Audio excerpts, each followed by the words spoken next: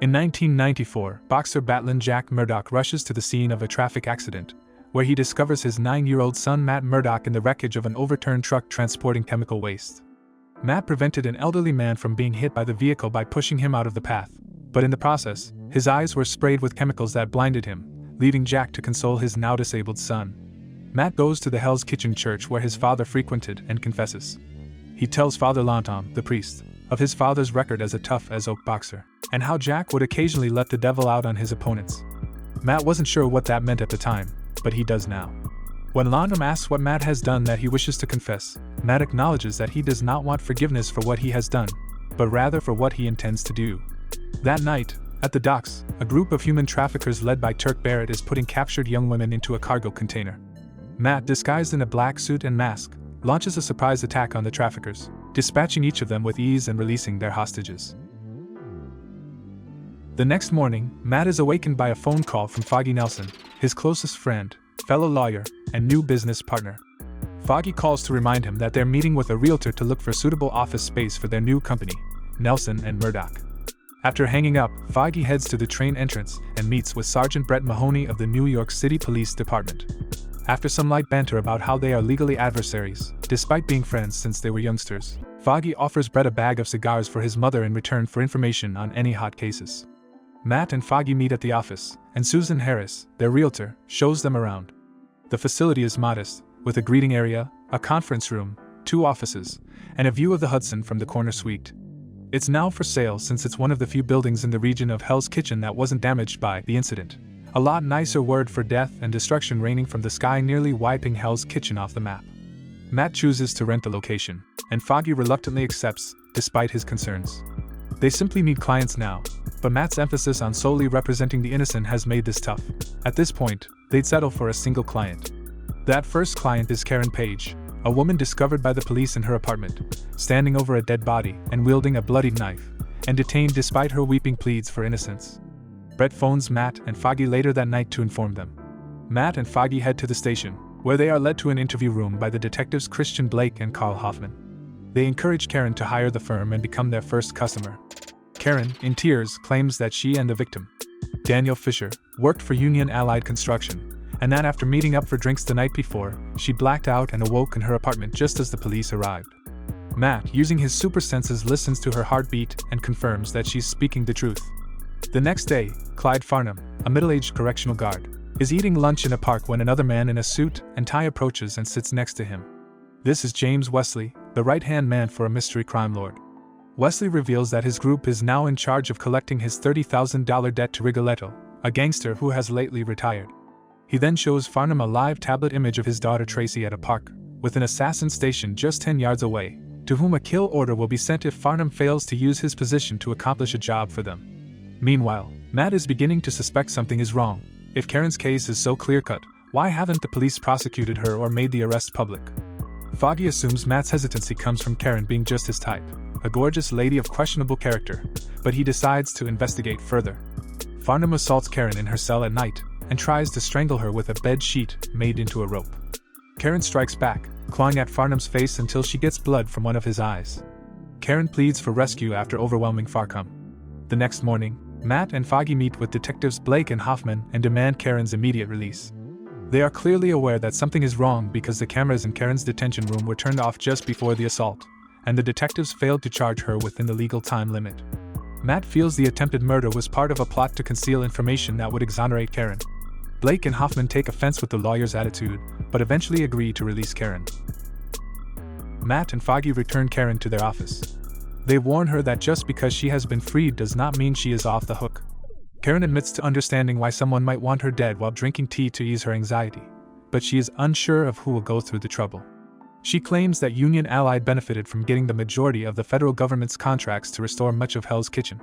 Karen worked as a secretary monitoring the pension funds. She unintentionally saw an email labeled pension files, which turned out to be an accounting record for very large sums of money which she felt was illegal.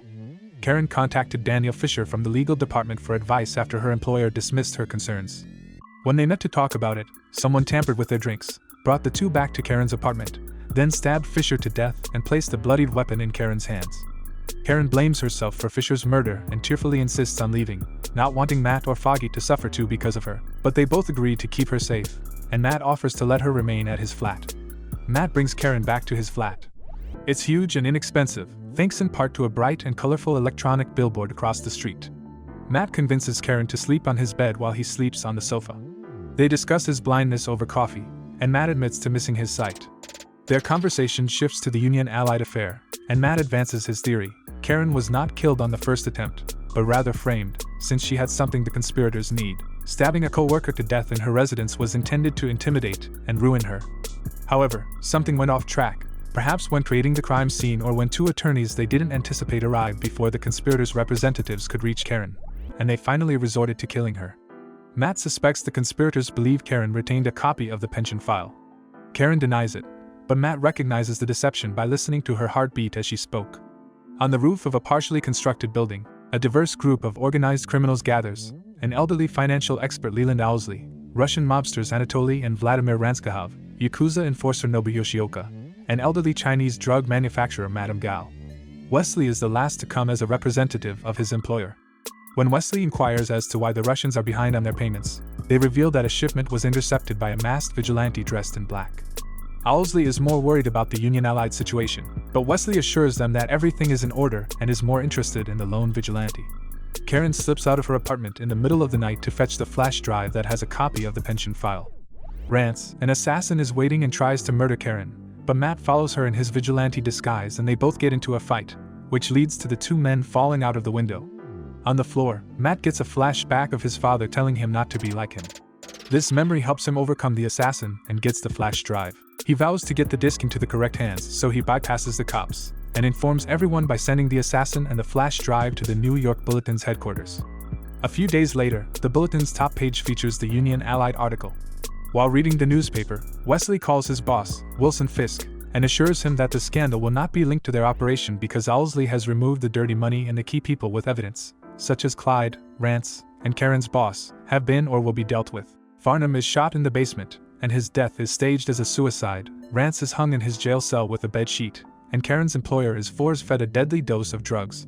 Fisk instructs Wesley to leave Karen alone because she doesn't know anything beyond what has already been revealed, and to keep a watch on Nelson and Murdoch in case they're helpful later. Karen makes a celebratory supper for Matt and Foggy in honor of her acquittal, and offers to repay them by becoming their new secretary. Despite the firm's triumph, the illicit enterprise continues uninterrupted with Madame Gao overseeing her drug operation, and the Yakuza planning an operation. That night, Matt waits on the rooftops of Hell's Kitchen in his vigilante costume, listening for trouble. When he hears the sound of a child being kidnapped from his father by the Russians, he puts on his mask and gets to work. Be sure to like, subscribe and turn on notifications so you can watch more videos like this. In the garbage outside an apartment building, a young man called Santino discovers Matt battered to within an inch of his life. He gets Claire Temple, a nurse who lives in the building, and they bring Matt up to Claire's apartment, where she can treat his wounds. Matt survives long enough to prevent Claire from calling an ambulance, stating those who attacked him would kill innocent people in order to get him. A young pre-accident Matt watches his father fight on the television, and despite being the favorite, Battling Jack gets knocked out by his opponent. Matt waits for his father and helps him bandage his wounds, even taking his first glass of whiskey to keep his hands steady while working. Jack presents an envelope full of cash to settle the rent, but when Matt questions where it came from, he just responds, "Sometimes, even when you get knocked down, you can still win." At Nelson and Murdoch, Foggy and Karen are working late to get the workplace organized, with Karen attempting and failing to disguise her enjoyment at Foggy's horrible singing. Foggy asks why Karen is staying at work rather than having a life, and when she grudgingly reveals that she doesn't want to return to her apartment, Foggy offers they go out drinking instead, and he calls Matt to see if he wants to join them. Matt awakens in the hospital after his accident, and immediately freaks out at the fact that he is blind and his other senses are now hypersensitive, but Jack is there to aid him. Simultaneously, in the current day, Matt awakens, avoiding queries about his identity, and how he ended himself in the garbage.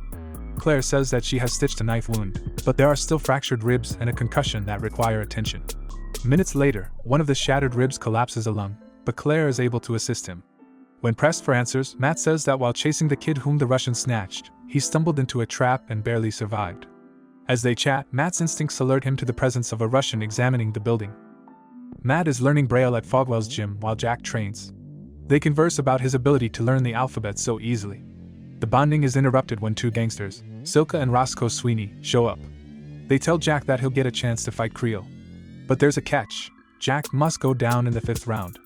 Jack initially turns the fight down, but Roscoe reminds him that he's got a blind son to take care of, an obvious death threat, and eventually Jack agrees to throw the fight. The Russian approaches Claire's door, claiming to be Detective Foster of the 55th Precinct. He sees through her deception and attempts to alert his superiors, but Matt knocks him out with a fire extinguisher. Foggy and Karen end up in Josie's, a Hell's Kitchen pub where the clientele appear much meaner than they actually are. After some lighthearted conversation, Karen explains that she can't return to her flat because of Daniel Fisher's bloodstains and memories of almost being murdered, and she is afraid for her life wherever she goes. Foggy decides to stay up with her all night. As they go home, they are within a few blocks of Claire's building, where Matt has tied up the Russian, Semyon, and is preparing to question him, while Claire remains doubtful of the scenario. When asked why she assisted Matt, Claire admits that during her shifts in the ER, she'd heard stories about a vigilante in a black mask running around Hell's Kitchen saving people from gangs and violence. And while she wants to believe Matt is a force for good, his treatment of Semyon suggests the opposite. Matt's Braille reading is improving, while Jack gets new gear for his fight against Creel, including a crimson robe labeled Batlin' Jack Murdoch. Matt's words on how Murdoch's always get back up prompt Jack to contact his bookie. He requests that the bookie adjust the wager he put on the fight to a knockout win rather than a loss, and that all earnings be placed in a trust for Matt as soon as the battle concludes.